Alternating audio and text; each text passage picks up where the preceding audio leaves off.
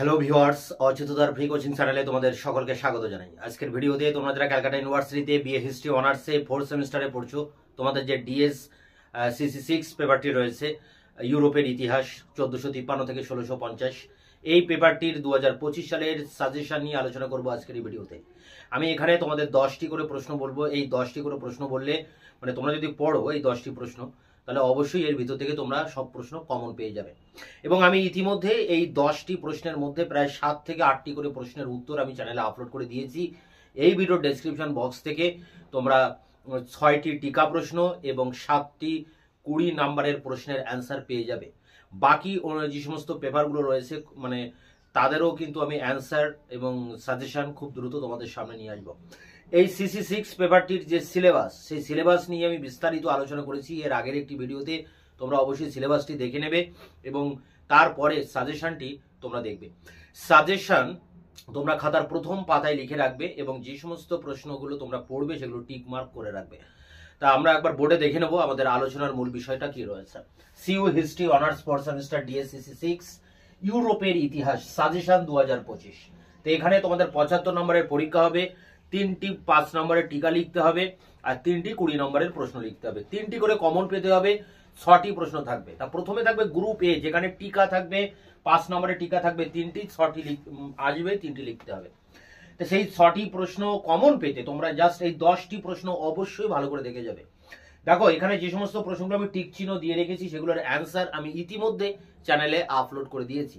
এখানে 10টি প্রশ্ন রয়েছে, তার মধ্যে 6টি প্রশ্নের উত্তর আমার দেওয়া হয়ে গিয়েছে। বাকি 4টি প্রশ্নের উত্তর খুব দ্রুত তোমাদের সামনে আনবো আগামী 1 সপ্তাহের ভিতরে। দেখো প্রথম প্রশ্ন মূল্য বিপ্লব, পরেরটি উত্তরের মানবতাবাদ, পরেরটি ইরাসমাস। দেখো এখানে যে সাজেশনটা আমি বলছি এগুলো তোমরা একবার দেখে নাও। আমি একেবারে আলোচনার শেষে, ভিডিওর শেষে অন স্ক্রিনে এই সাজেশনটি পূর্ণাঙ্গ বাক্যে তোমাদের সামনে তুলে ধরবো। তোমরা সেই জায়গা থেকে খাতায় লিখে নেবে বা স্ক্রিনশট করে নেবে। তাহলে দেখো এখানে প্রথম প্রশ্ন মূল্য বিপ্লব, দ্বিতীয় প্রশ্ন উত্তরের মানবতাবাদ, তৃতীয় প্রশ্ন ইরাসমাস, 4 নম্বরের প্রশ্ন মার্টিন লুথারের 95 থিসিস। তা এই 4টি প্রশ্ন 1 2 3 4 4টি প্রশ্নের উত্তর দেওয়া আছে চ্যানেলে, তোমরা এই ভিডিও ডেসক্রিপশন বক্সে পেয়ে যাবে। প্রতি ধর্ম সংস্কার আন্দোলন, বাণিজ্যিক বিপ্লব, ক্যালভিনের অবদান, নতুন বিশ্ব আবিষ্কারের প্রেরণা, জেন্ট্রি শ্রেণীর উত্থান, কৃষ্ণ মৃত্যুর প্রভাব। এর মধ্যে নতুন বিশ্ব আবিষ্কারের প্রেরণা এবং কৃষ্ণ মৃত্যুর প্রভাব এই দুটি প্রশ্নের উত্তরও আমি দিয়ে দিয়েছি। মোট 10টির মধ্যে 6টি প্রশ্নের উত্তর আমি দিয়ে দিয়েছি, বাকি 4টি প্রশ্নের উত্তর খুব দ্রুত তোমাদের সামনে নিয়ে আসবো। এরপরে দেখো গ্রুপ বি, যেখানে 20 নম্বরের প্রশ্ন 3টি লিখতে হবে, 6টি প্রশ্ন আসবে। সেই 6টি প্রশ্ন কমন পেতে তোমরা এই 10টি প্রশ্ন দেখে যাবে এবং এই 10টি প্রশ্নের মধ্যে আমি 7টি 20 নম্বরের প্রশ্নের উত্তর দিয়ে দিয়েছি। প্রথম প্রশ্ন সামন্ততন্ত্রের পতন ও বিতর্ক, পরেরটি দেখো ইতালির নবজাগরণ, এটা একটা ইম্পর্টেন্ট প্রশ্ন, বা ইতালির মানবতাবাদও কিন্তু আসতে পারে। এই দুটোর মধ্যে একটা প্রশ্ন কমন পাবে তোমরা। প্রথম প্রশ্ন একটাই কমন, 100% কমন। পরেরটা 2 দাগে ইতালির নবজাগরণ আসতে পারে, নতুবা ইতালির মানবতাবাদ আসতে পারে। দুটোর মধ্যে একটা পাবে 2 দাগে। 3-এ দেখো রয়েছে পর্তুগাল ও স্পেনের সামুদ্রিক অভিযান, এটা আলাদা আলাদা ভাবে আসতে পারে। পর্তুগালের সামুদ্রিক অভিযান আসতে পারে, স্পেনের সামুদ্রিক অভিযান আসতে পারে, আবার দুটো একসাথেও কিন্তু আসতে পারে। পরেরটি নিকোলো মাকিয়াভেলির অবদান, পরেরটি অ্যানাব্যাপটিস্ট আন্দোলন, পরেরটি 1648 সালের ওয়েস্টফ্যালিয়ার শান্তি চুক্তি। পরেরটি দেখো রয়েছে ইংল্যান্ডের ধর্ম সংস্কার আন্দোলন, পরেরটি রয়েছে মার্টিন লুথারের ধর্ম সংস্কার আন্দোলন, পরেরটি ইংল্যান্ডের এনক্লোজার মুভমেন্ট, পরেরটি জাতীয় রাজতন্ত্রের বিকাশ। এই 10টি প্রশ্ন করলে আশা করি এর ভিতর থেকে তোমরা 3টি 20 নম্বরের প্রশ্ন কমন পেয়ে যাবে। এবং এখানে 10টি প্রশ্নের মধ্যে দেখো আমি 7টি প্রশ্নের উত্তর দিয়ে দিয়েছি। বাকি রয়েছে অ্যানাব্যাপটিস্ট, ওয়েস্টফ্যালিয়ার শান্তি চুক্তি আর মার্টিন লুথার। এই 3টি প্রশ্নের উত্তর আমি আগামী 1 থেকে 2 সপ্তাহের মধ্যে তোমাদের সামনে নিয়ে আসবো। তাহলে তোমাদের DSCC6 এর সমস্ত প্রশ্নের উত্তর তোমরা পেয়ে যাচ্ছ 2 সপ্তাহের মধ্যে। আমি এখনই প্রায় অর্ধেকেরও বেশি প্রশ্নের উত্তর দিয়ে দিয়েছি, বাকিগুলো খুব দ্রুত তোমাদের সামনে নিয়ে আসবো। তোমাদের 5th পেপারেরও সিলেবাস নিয়ে আলোচনা করেছি, তার সাজেশন দিয়েছি এবং সাজেশন ধরে 4-5টি প্রশ্নের উত্তর আমার ইতিমধ্যে দিয়ে দেওয়া হয়েছে। বাকিগুলো নিয়ে আসবো। তোমাদের 7-8 পেপারগুলিও তাদেরও অ্যান্সার, সিলেবাস, সাজেশন খুব দ্রুত তোমাদের সামনে নিয়ে আসবো। অবশ্যই চ্যানেল নজর রাখবে, চ্যানেলকে সাবস্ক্রাইব করে চ্যানেলের পাশে থাকবে। এরপরে আমরা দেখব এই সাজেশনটি পূর্ণাঙ্গ বাক্যে খাতায় আমরা একবার দেখে নেব, যে জায়গা থেকে তোমরা খাতায় লিখে নেবে। তাহলে আমরা এবার সাজেশনটা একবার দেখে নিই। CU history honours 4th semester DSCC 6 suggestion 2025 group A marks 5 5 নম্বরের টিকা প্রশ্ন 3টি লিখতে হবে, 6টি আসবে। তার জন্য যে প্রশ্নগুলো করবে, দেখো মূল্য বিপ্লব সম্পর্কে টিকা লিখুন।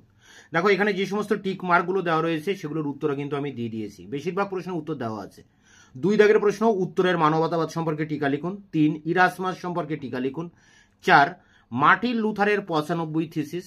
5 প্রতি ধর্ম সংস্কার আন্দোলন। 6 বাণিজ্যিক বিপ্লব সম্পর্কে টিকা লিখুন। পরেরটি ক্যালভিনের অবদান আলোচনা করো। পরেরটি নতুন বিশ্ব আবিষ্কারের পেছনে প্রধান অনুপ্রেরণাগুলি কি ছিল। পরেরটি জেন্ট্রি শ্রেণীর উত্থান আলোচনা করো। পরেরটি এনক্লোজার মুভমেন্ট সম্পর্কে টিকা লিখুন। পরেরটি কৃষ্ণ মৃত্যু সম্পর্কে টিকা লিখুন। পরেরটি ষোড়শ শতকে ইউরোপের অ্যান্টো আপের গুরুত্ব লেখো।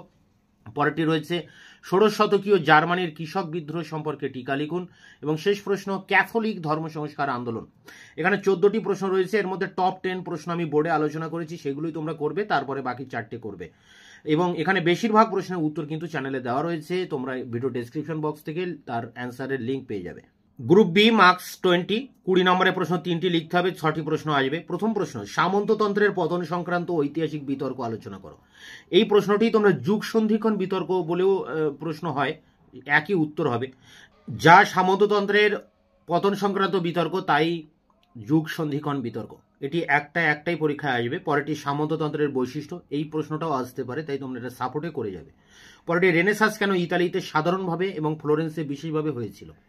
এক কথায় ইতালিতে কেন নবজাগরণ হয়েছিল সেটা একটা প্রশ্ন। আবার পরে রয়েছে দেখো রেনেসাঁস মানবতাবাদের উপর একটি নিবন্ধ লেখো। পরেরটি দেখো ইতালির নবজাগরণের উপরেই আছে, ইউরোপীয় শিল্প স্থাপত্যের উপর রেনেসাঁস মানবতাবাদের প্রভাব। অর্থাৎ মানবতাবাদের উপরে 2টি প্রশ্ন থাকছে, একটা রেনেসাঁস মানবতাবাদ আর শিল্প স্থাপত্যের উপর মানবতাবাদের প্রভাব। পরেরটি পর্তুগাল ও স্পেনের সামুদ্রিক অভিযানের বর্ণনা দাও। পরেরটি নিকোলো ম্যাকিয়াভেলি কি মানবতাবাদী রাজনীতিবিদ ছিলেন। পরেরটি দেখো ষোড়শ শতকীয় ইউরোপের মূল্য বিপ্লব সম্পর্কে একটি নিবন্ধ লিখুন। পরেরটি 1648 খ্রিস্টাব্দের ওয়েস্টফেলিয়ার শান্তি চুক্তি কিভাবে ইউরোপে একটি নতুন রাষ্ট্র ব্যবস্থা জন্ম দিয়েছিল। পরেরটি জিওফ্রে এলটনের সঙ্গে তুমি কি একমত যে ইংল্যান্ডের ধর্ম সংস্কার আন্দোলন ছিল একটি রাষ্ট্রীয় পদক্ষেপ। পরেরটি দেখো ধর্ম সংস্কারক হিসাবে মার্টিন লুথারের ভূমিকার মূল্যায়ন করো। পরেরটি ইংল্যান্ডে এনক্লোজার মুভমেন্ট বা জমির বন্দীকরণ আন্দোলন। পরেরটি অ্যানাব্যাপটিস্ট আন্দোলনের সম্পর্কে একটি নিবন্ধ লেখো। এবং শেষ প্রশ্ন পঞ্চদশ শতাব্দীতে জাতীয় রাজতন্ত্রের বিকাশ সম্পর্কে প্রবন্ধ লেখো। এখানে 14টি প্রশ্ন দেওয়া রয়েছে, তার মধ্যে টপ 10 কোশ্চেন আমি বোর্ডে বলে দিয়েছি, সেগুলো তোমরা আগে করবে, বাকি 4টি এক্সট্রা হিসেবে পরে দেখবে। এবং এখানে দেখো বেশিরভাগ প্রশ্নের উত্তর আমি কিন্তু চ্যানেলে আপলোড করে দিয়েছি, তোমরা ডেসক্রিপশন বক্সে এই সমস্ত প্রশ্নের উত্তরগুলো পেয়ে যাবে। অর্থাৎ এখানে মাত্র 4টি প্রশ্নের উত্তর বাকি আছে। 14টি প্রশ্নের মধ্যে আমি 10টি প্রশ্নের উত্তর দিয়ে দিয়েছি, মাত্র 4টি প্রশ্নের উত্তর বাকি আছে, সেটি খুব দ্রুত তোমাদের সামনে নিয়ে আসবো। ততক্ষণে তোমরা চ্যানেলকে সাবস্ক্রাইব করে রাখবে, বন্ধুদের কাছে শেয়ার করবে এবং ভিডিওটি ভালো লাগলে অবশ্যই একটা লাইক দেবে।